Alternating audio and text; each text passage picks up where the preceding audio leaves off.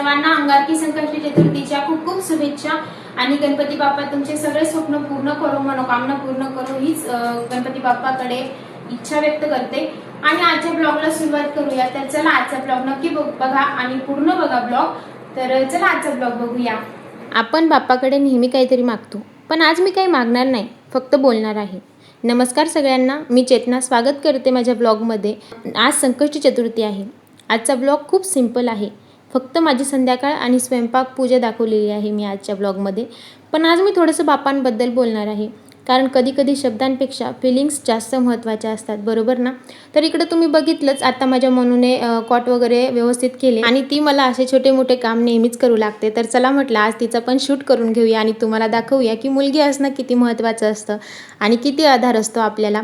तर आपण जर कामात असलो तर ती आपलं छोटी का असेना पण आपल्या हातातलं काम घेते ती आणि करते।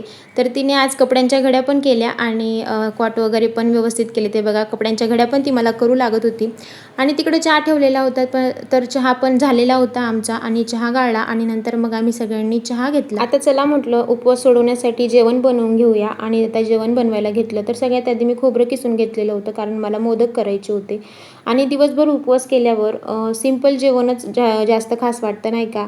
जास्त जड जेवणच जात नाही दिवसभर उपवास केला तर, आणि जड जेवण तर अजिबातच नाही। जसं की पुरणपोळीचं आपण रोज बाप्पाला नमस्कार करतो, पण खरंच आपण त्यांच्याशी बोलतो का? मला कधी कधी असं वाटतं, बाप्पा म्हणजे फक्त देव नाहीत, ते आपल्यासारखेच आहेत, आपलं ऐकणारे। तुम्ही नोटीस केलंय का, आपण दुःखी असलो की बाप्पा असं तोंडातून निघतं, बरोबर ना। संकष्टी चतुर्थी म्हणजे संकटातून मुक्ती, पण खरं सांगायचं तर संकट संपत नाही, पण त्यांना हँडल करायची ताकद नक्की मिळते। आणि ती ताकद कुठून येते? कदाचित ती विश्वासातून, जो आपण बाप्पावर ठेवतो। आज मी काही मोठं करत नाही, पण जे काही करते ते मनापासून करते। इकडे सायंकाळी देवांना दिवे लावून झालेला होता आणि देवांना नमस्कार केला आणि नंतर मग चला म्हटलं स्वयंपाकात मी आज काय काय बनवते ते तुम्हाला सांगते। डाळ भात आणि गिलक्याची भाजी, पोळी आणि मोदक मी बनवणार होते। तर डाळसाठी हे सगळं तयार केलेलं होतं, टोमॅटो, मिरची, लसूण आणि कोथिंबीर हे सगळं तयार झालेलं होतं चिरून वगैरे। आणि त्यानंतर मग वरणाला फोडणी द्यायला लागली मी। तर डाळ माझी इकडे शिजलेली होती, डाळ मी थोडीशी ना चमच्याने घोटून घेतली, जेणेकरून वरण असं छान येईल, डाळ दिसणार नाही आणि स्मूथ वरण येईल असं। तर इकडं वरणाला फोडणी दिली आणि वरणाला फोडणी दिल्यावर लगेच मी तोच कुकर धुवून घेतला आणि त्याच्यातच मला लगेच भात लावायचा होता, पांढरा भात। तर मग कुकर धुवून घेतला आणि पांढरा भात लगेच इकडं लावायला घेतला आणि कोथिंबीर टाकायची राहिली होती डाळमध्ये, वरणामध्ये, तर कोथिंबीर चिरून टाकली, चिरलेलीच होती ऑलरेडी ती, आणि नंतर ती टाकली आणि त्यानंतर मग कुकर धुवून घेतला। आणि इथं ना डाळ शिजवलेली होती ना, पूर्ण गॅस खराब झालेला होता आणि किचनवरती पण उडालेलं होतं सगळं डाळीचं। तर ना ते बघवत नव्हतं, मला स्वयंपाक करायला इच्छा होत नव्हती। तर मग तो आधी मी पुसून घेतला आणि ही बिमारी कोणाकोणाला आहे नक्की सांगा, मला तर आहे, ते अजिबात सहन होत नाही जी घाण झालेला गॅस। तर मग मी तो पुसून घेतला आणि नंतर मग मी इकडं कुकर लावला भातचा। आणि शिव आहे ना थोडा चिडचिड करत होता, तर त्याचं चालू होतं की चल बाहेर फिरायला घेऊन चल। तर मी इकडं भात केला आणि नंतर म्हटलं त्यांना फिरायला घेऊनच जावं लागेल, नाहीतर शिव मला बाकीचे कामं काय करू देणार नाही आणि सायंकाळची पूजा तर अजिबात नाही। आणि सायंकाळची गणपतीची पूजा पण मी तुमच्याबरोबर पुढे शेअर करणार आहे, तर व्हिडिओ नक्की बघा, पूर्ण बघा व्हिडिओ आणि लाईक कमेंट नक्की करा आणि शेअर करायला विसरू नका। चॅनलला सबस्क्राईब नक्की करा, जेणेकरून माझे असेच छान छान ब्लॉग तुमच्यापर्यंत येत असतील। आणि माझे ब्लॉग जर तुम्हाला आवडत असतील तर लाईक कमेंट आणि सबस्क्राईब करायला विसरू नका, आणि तुमचा सपोर्ट असेल तर नक्की चॅनल ग्रो होईल। तर चला म्हटलं, इकडे भात लावला गेला होता आणि नंतर मग गिलके चिरून झाले होते माझे, गिलके चिरले मी आणि नंतर मग शिवचं काही राहत नव्हता, शिव मग त्याला बाहेर फिरायला घेऊनच जायचं होतं, तर मग त्याला बाहेर फिरायला घेऊन चालली होती मी। तर हे बघा, गिलके चिरले गेले होते माझे आणि त्यानंतर मग निघालो आम्ही फिरायला। चला म्हटलं एकदाच यांना फिरवून आणते, म्हणजे शिवची पण चिडचिड बंद होईल। आणि मग आम्ही बाहेर थोडंसं राऊंड मारून आलो। तो बघा कसा पळत होता, त्याला खूप आनंद होत होता आणि रिटर्न येईपर्यंत खूप अंधार झालेला होता आणि माझी भाजी पण राहिली होती आणि मोदक पण करायचे राहिले होते। पण आल्या आल्या मग मी आधी भाजी केली आणि मग नंतर मोदक करायचे होते। आणि ही जी कढाई अशी उलटी ठेवलेली आहे किचनवरती, तुम्हाला दिसत असेल, तर त्याच्यात तेल होतं आणि तेल मी काढून घेतलेलं होतं, पण नाही का थोडंसं तेल राहून जातं, तर म्हटलं वाया कशाला घालायचं, तर मी असं ठेवून देते, जेणेकरून पूर्ण तेल ते नितरून जातं। आणि नंतर मग इकडं मी मोदक करायला घेतलं मोदक करायला मी बघा छोट्या छोट्या आधी पापड्या लाटून घेतल्या होत्या आणि माझा शिव बघा कसा माझ्याजवळ बसलेला होता. आणि नंतर माझी मनू आली, मला म्हणते आई चल मी तुला मोदक करू लागते. आणि मग तिने पण मला मोदक करू लागली आणि तिला जमत नव्हतं पण ती ट्राय करत होती. ती म्हणत होती आई मला येणार नाही. मी तिला सांगितलं बाळा कर तुला येईल. तर तिने केलं आणि हा बघा तिचा मोदक तयार झाला आणि ती मला म्हणते हा बघा आई कसा आला आणि हसत होती ती. तर मी तुम्हाला दाखवते तिचा मोदक. हा बघा तिचा मोदक आणि छान होता. मला तर पहिल्यांदा तिने केलेला होता, मला खूप आवडला. आणि नंतर मग मोदक तयार झाले होते तर इकडं भाजी पण शिजत होती आणि मोदक तळायला घेतले. मोदक काही नाही जास्त नव्हते केले, थोडेच केले होते आणि उशीर पण झालेला होता त्याच्यामुळे. मनूचे पप्पा पण येऊन लागले होते तर मग म्हटलं चला पटपट आवरून घेऊया. आणि नंतर मग मी मोदक तळून घेतले सगळे. थोडेच मोदक होते त्याच्यामुळे एकाच याच्यात तळले गेले ते एकाच घाण्यामध्ये.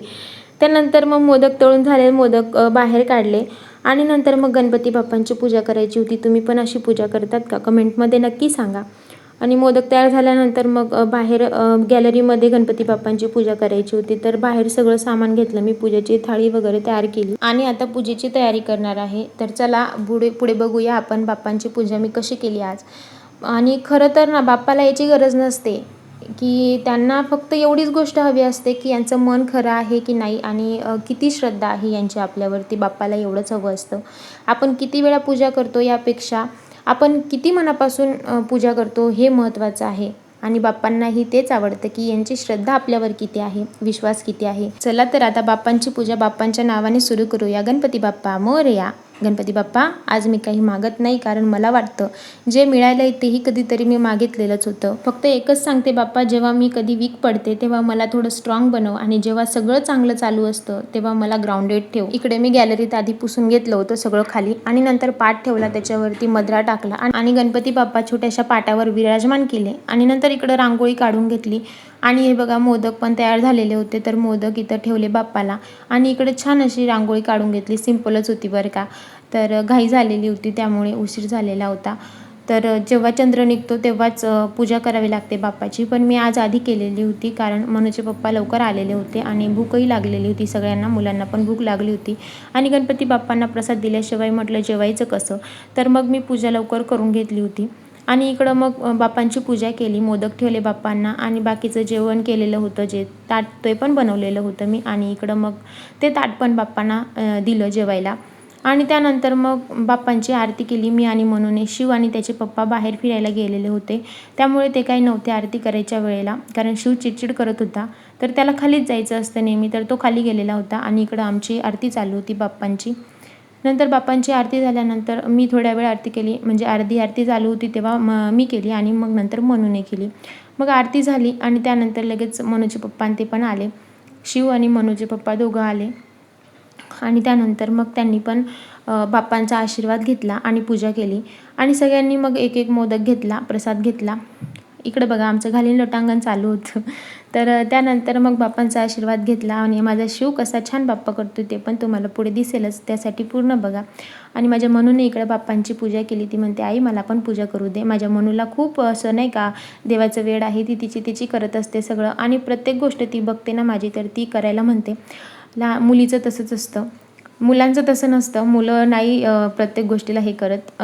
हे बघा बाप्पांची पूजा मी अशी काहीशी केलेली होती आणि शिवचे पप्पा ते आले.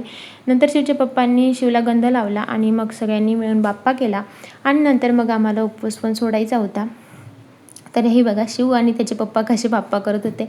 सगळ्यांनी एक एक मोदक घेतला आणि नंतर मग पूजा संपली होती. अजून एक, बाप्पा आपल्याला सगळं देत नाहीत पण जे हवं ते नक्की देतात. कधी कधी उत्तर नाही असतं पण तेही आपल्यासाठी भलं असतं. बाप्पावर विश्वास ठेवणं म्हणजे स्वतःवर विश्वास ठेवणं. आणि इकडं आमचे जेवणं झालेले होते आणि जेवण झाल्यानंतर भांडे घासून घेतले, किचन पुसून घेतला. आजचा ब्लॉग सिंपल होता पण थोडा वेगळा होता. जर तुम्ही इथपर्यंत पाहिलं असेल तर एकदा गणपती बाप्पा मोरया नक्की बोला. आणि हो, कधी कधी मागणं सोडा, फक्त धन्यवाद म्हणा. गणपती बाप्पा मोरया. भेटूया नेक्स्ट ब्लॉगमध्ये, तोपर्यंत बाय बाय.